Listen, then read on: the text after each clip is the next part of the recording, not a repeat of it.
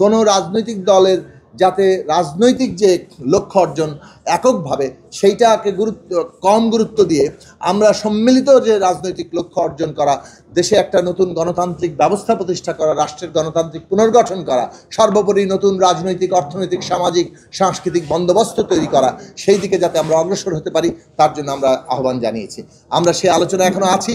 আমরা আশা করি আমরা ঐকমত্যে পৌঁছাতে পারব। দেখুন, প্রচুর মত ভিন্নতা আছে। আমরা এক একটা জিনিসের পক্ষে যদি আমরা যুক্তি দাঁড় করাতে চাই, প্রত্যেকেরই যুক্তি আছে, সেই রাজনৈতিক অবস্থানগত পার্থক্যর কারণে হয় কখনো কখনো কোনো যুক্তির সত্যিকার ভ্যালিডিটিও থাকে। কিন্তু মূল প্রশ্নটা হচ্ছে সম্মিলিত একটা ঐকমত্য সৃষ্টি করা। অধিকাংশ দল এখনো পর্যন্ত একই দিনে জাতীয় নির্বাচন এবং গণভোটের বিষয়টির পক্ষে আছেন।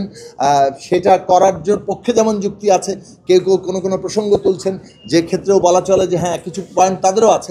কিন্তু মূল বিষয় হচ্ছে দেশের সামগ্রিক পরিস্থিতি, নির্বাচন কমিশনের পরিস্থিতি, জনগণ কী মাত্রায় একটা গণভোটে অংশ নেবেন, সেটা জাতীয় নির্বাচনের সাথে একসাথে হলে যেভাবে স্বতঃস্ফূর্ততার সাথে মানুষের একদিকে জাতীয় নির্বাচনে অংশগ্রহণ এবং গণভোটে অংশগ্রহণের জায়গায় দাঁড়ায়।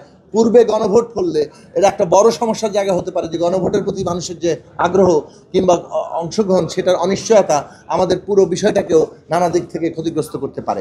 অনেক যুক্তিতর্ক তোলা যায়, আমরা যুক্তিতর্কের প্রসঙ্গগুলো ওখানে তুলছি। মূল কথা হচ্ছে আমরা ঐক্যের অনুসন্ধান করছি।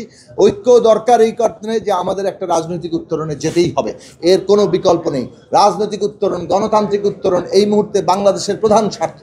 সেই জায়গা থেকে আমরা মনে করি যে ঐক্যের পথ অনুসন্ধান করার জন্য আমরা সর্বাত্মকভাবে চেষ্টা করছি, সেটাই আমাদের সকলের কাম্য হওয়া উচিত।